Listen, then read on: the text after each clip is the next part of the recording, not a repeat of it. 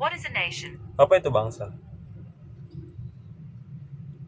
The attempt to formally Upaya untuk define the mendefinisikan nation bangsa as a political sebagai sebuah concept konsep dates back politik to sudah ada sejak tahun 1882 when French 1882, philosopher ketika and seorang historian filsuf dan sejarah Ernest Perancis, Renan Ernest published Renan, several menerbitkan essays esainya yang titled What is berjudul a Apa Nation? itu Bangsa? In this Dalam essay, esai ini, Renan Renan defines the mendefinisikan nation bangsa as sebagai a sebuah large-scale solidaritas solidarity berskala besar yang constituted dibentuk by the oleh feeling perasaan of pengorbanan yang sacrifices telah that dilakukan one made in the di masa past lalu and dan of those that kesiapan one is untuk separated to melakukannya di make masa in the depan. future.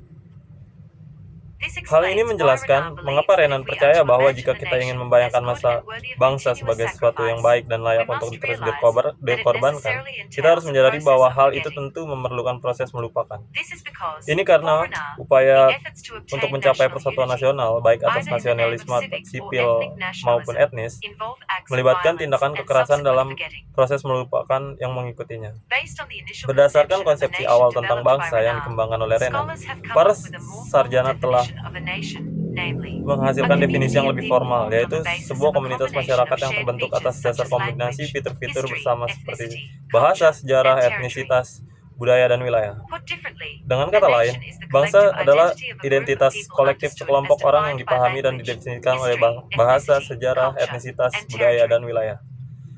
And for Dan this karena reason, alasan ini, a nation is sebuah generally bangsa more pada umumnya overtly secara political terang-terangan than an lebih ethnic bersifat group. politis daripada In fact, sebuah many kelompok scholars etnis. consider it Bahkan as a banyak fully sarjana globalized menganggapnya or institutionalized sebagai ethnic group. kelompok etnis yang sepenuhnya termotifikasi Later atau on, the famous political terinstitusionalisasi. scientist Kemudian Benedict seorang ilmuwan Anderson politik views terkenal, the Benedict nation Anderson, as an imagined memandang community. bangsa sebagai sebuah komunitas terbayang. For Anderson, Bagi the Anderson, nation is an imagined bangsa political adalah sebuah community komunitas that is politik culturally terbayang yang secara imagined as kultural both dibayangkan inherently sebagai limited and sesuatu yang sovereign. terbatas dan berdaulat. As we can see, Seperti yang kita there are dapat 4 key lihat, elements in this ada 4 definition. elemen kunci di dalam definisi ini.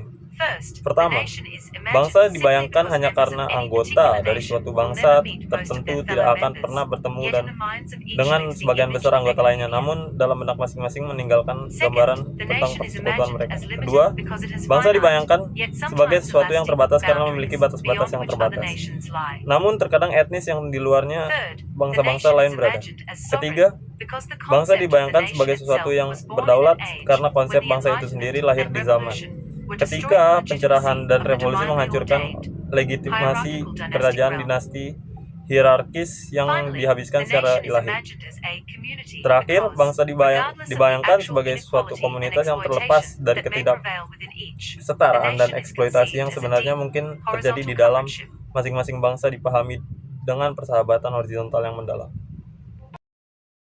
Sintaks adalah hukum bahasa yang menentukan urutan kata dan struktur kalimat dasar dalam berbagai bahasa.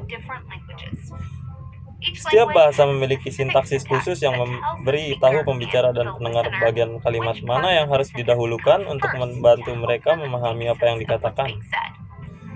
Ini adalah pedoman yang kita gunakan saat berbicara dan menulis sehingga kalimat dapat dimengerti dan koheren.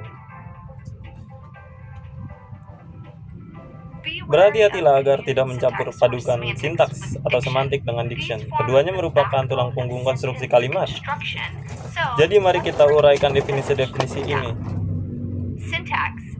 Sintaks, seperti yang baru saja disebutkan, adalah urutan-urutan kata dalam sebuah kalimat. Diksi adalah pilihan kata tertentu yang dimaksudkan untuk mengekspresikan makna tertentu. Semantik adalah makna yang disampaikan oleh kata-kata tertentu yang digunakan. Kami akan berfokus pada sintaks dalam video ini. Dalam bahasa Inggris, ada urutan kata yang sudah ditetapkan untuk sebagian besar jenis kalimat. Tentu saja, selalu ada pengecualian, tapi sebagian besar kalimat bahasa Inggris standar akan mengikuti kata SVOs. Subjek, kata kerja, objek, seperti dalam anak-anak laki-laki itu melihat keluar jendela. Dalam contoh kalimat ini, kita memiliki subjek anak laki-laki, kata kerja melihat, dan objek di luar. Gambar ini adalah pohon sintaksis tata bahasa Inggris yang digunakan oleh para ahli bahasa untuk merencanakan struktur kalimat. Kamu mungkin tidak sering menemukan pohon sintaksis, tapi mengetahui cara menggambarnya cukup berguna dan akan membantu kamu memahami struktur kalimat. Dalam bagian, kamu dapat melihat bahwa kalimat tersebut dipecah menjadi bagian-bagiannya. Verb, noun, artikel, preposisi. Setelah itu, kata-kata tersebut dikelompokkan bersama untuk menentukan bagian mana dari kalimat tersebut yang merupakan frasa kata benda, frasa kata depan, atau frasa kata kerja. Fakta menarik, SVO bukan satu-satunya struktur untuk urutan kata. Bahasa lain memiliki susunan kata yang bervariasi, bahkan menyertakan komponen tambahan dan sintaksisnya. Dalam contoh yang diberikan dengan pohon sintaksis, subjeknya adalah kucing, kata kerjanya duduk, dan objeknya adalah tikar. Gambar kedua ini adalah cara lain untuk menuliskan sintaksis diagram. Ini mengambil kalimat anjing itu mencintai gadis itu dan memecahnya menjadi beberapa artikel noun, verb, noun, phrases, and verb phrases seperti contoh sebelumnya. Dalam kalimat ini, subjeknya adalah anjing, kata kerjanya adalah dicintai, dan objeknya adalah gadis. Sekali lagi, pohon sintaksis tidak dimaksudkan untuk mengintimidasi, tetapi digunakan untuk lebih memahami struktur kalimat untuk mengungkapkan tujuan setiap bagian dari dalam kalimat. Kegunaannya, tambahan dari pohon sintaksis adalah setiap kali urutan kata yang berbeda digunakan untuk sebuah kalimat. Kalimat tersebut dapat diterjemahkan sebagai contoh jika ia mendengar sebuah kalimat dalam bahasa asing yang mengikuti urutan PSO atau variasi lainnya. Membuat pohon sintaksis untuk kalimat tersebut dapat membantu Anda untuk meletakkan kata-kata SVO sehingga Anda dapat memahami apa yang dikatakan. Mari kita rekapitulasinya. 1. Sintaksis adalah struktur kalimat. 2. Diksi adalah pembelian kata untuk menghubungkan makna tertentu. 3. Semantik adalah makna yang diungkapkan dari kata-kata yang digunakan. 4. Pohon sintaksis adalah alat grafik yang rapi untuk memetakan struktur kalimat dan memahami urutan kata serta fungsinya dalam dunia bahasa Inggris. Terima kasih telah bergabung dengan kami dalam tutorial sintaksis ini. Jika Anda merasa video ini bermanfaat, silakan kunjungi saluran kami yang lain untuk bantuan tambahan. Sampai jumpa di lain waktu.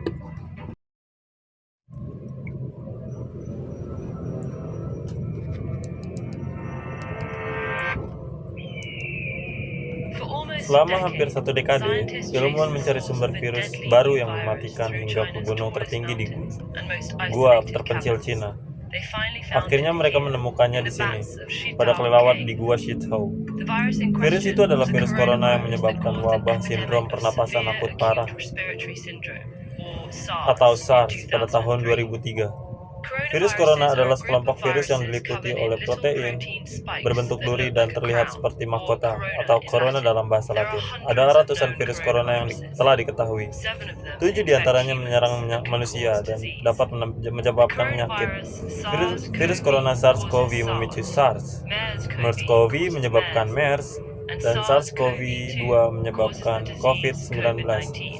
Dari 7 virus corona yang menyerang manusia, 4 menyebabkan salesma, yaitu infeksi ringan tapi sangat menular pada hidung dan tenggorokan. 2 lainnya menyerang paru-paru dan dapat menyebabkan penyakit yang lebih serius.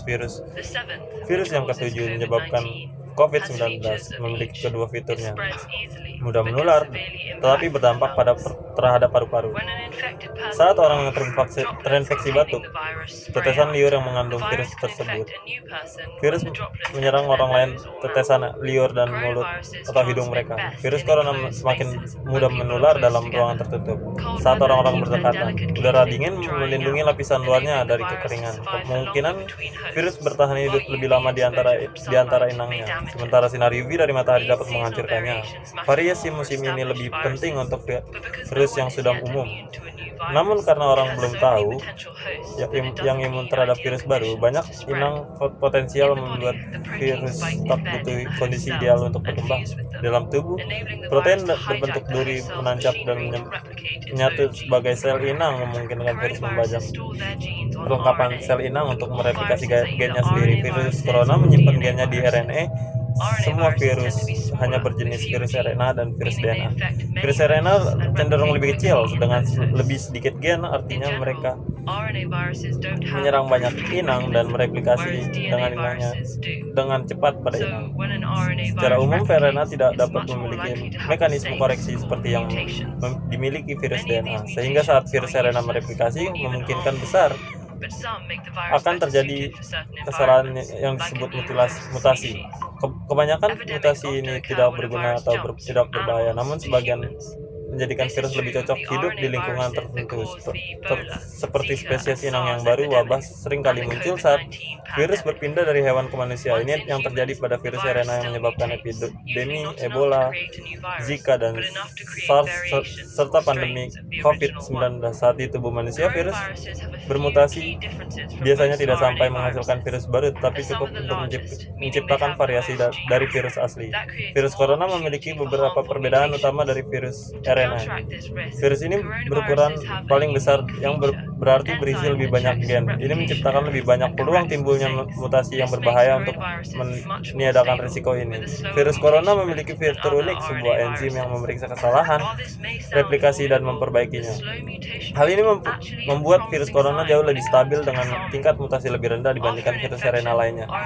Meskipun ini terdengar menakutkan, tingkat mutasi yang rendah sebenarnya merupakan tanda yang menjanjikan untuk menaklukkan virus ini. Setelah diserang, sistem imun kita dapat mengenali kuman dan menghancurkan mereka lebih cepat saat kita diserang kembali, sehingga tidak sampai membuat kita sakit. Namun mutasi dapat menyebabkan virus lebih sulit dikenali oleh sistem imun, sehingga lebih sulit untuk dilawan. Mutasi yang juga membuat obat antivirus dan vaksin kurang efektif. Karena antivirus dan vaksin ditunjukkan spesifikasi untuk satu jenis virus. Itu sebabnya kita perlu vaksin flu baru terhadap setiap tahun. Virus influenza bermutasi sangat cepat, sehingga variasi baru terus bermunculan. Tingkat mutasi virus corona yang lebih rendah berarti sistem imun kita, obat-obatan, dan vaksin mungkin dapat mengenalinya lebih lama setelah terinfeksi, sehingga dapat melindungi kita dengan lebih baik. Kita tak tahu berapa lama tubuh akan tetap imun terhadap virus corona yang berbeda. Belum pernah ada pengobatan atau vaksin yang disetujui untuk coronavirus. Kita belum berfokus pada pengobatan virus yang menyebabkan salesma. Dan meski para ahli mulai mengembangkan pengobatan untuk SARS dan MERS, epidemi telah berakhir sebelum pengobatannya selesai diuji coba. Saat kita terus melanggar batas habitat hewan lain, beberapa ilmuwan mengatakan perpindahan virus corona ke manusia tidak bisa dielakkan, tetapi jika kita terus menyelidikinya, ia tak mesti sampai menghancurkan.